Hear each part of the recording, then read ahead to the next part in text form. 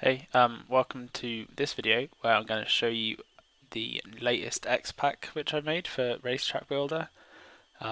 It's only small, but it's a few more objects for people to use.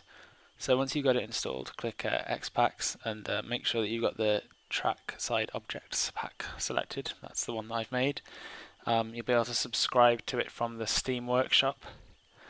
And there'll be a link to that in the bottom of this video. So I'll just make a little track here so you can sort of see the scale of the objects that I've made. You will need to resize some of them. They got a bit messed up when I was copying them over to be an Xpack, but yeah, I'll give you a quick walkthrough of what we've got. There's a couple of fences, some walls, like gazebos and rocks and stuff like that. So I'll just take a look at this wall. So this is a white and red wall, commonly seen sort of at the side of racetracks and stuff.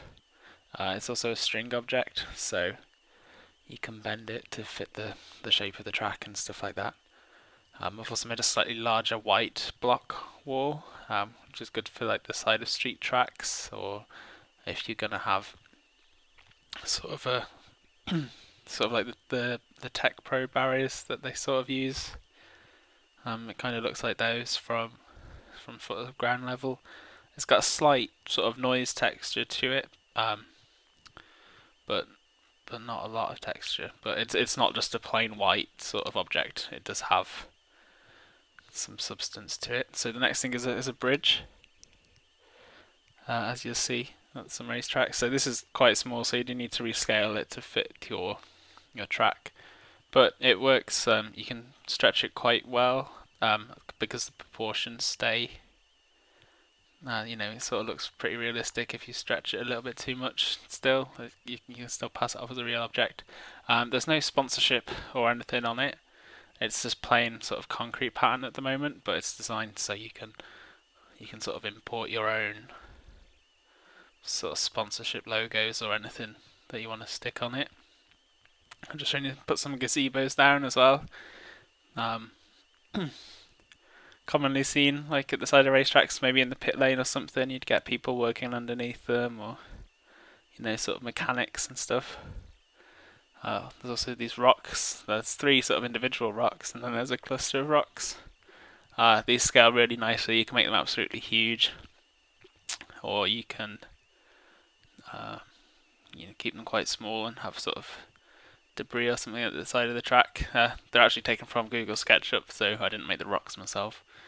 But you don't have to use them if you don't want to. You can still use the other objects in the track. Lastly is a fence.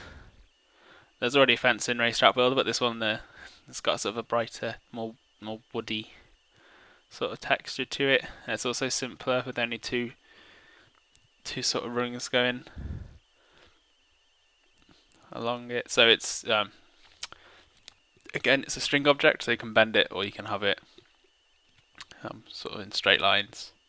So yeah, that's it. I hope you find it and use it in your tracks. Like I say, the link will be in the description, and you can download it from the Steam Workshop.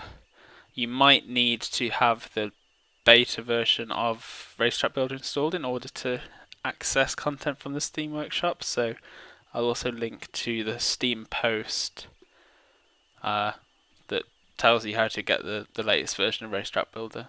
So yeah, hope you enjoy it. Thanks for watching this video, and I'll speak to you soon. I'm going to make a tutorial soon, definitely will eventually, on how to make buildings based on real life buildings and stick them into your own tracks. So keep an eye out for that one. Like and subscribe if it's been useful. Thanks again. I'll see you soon.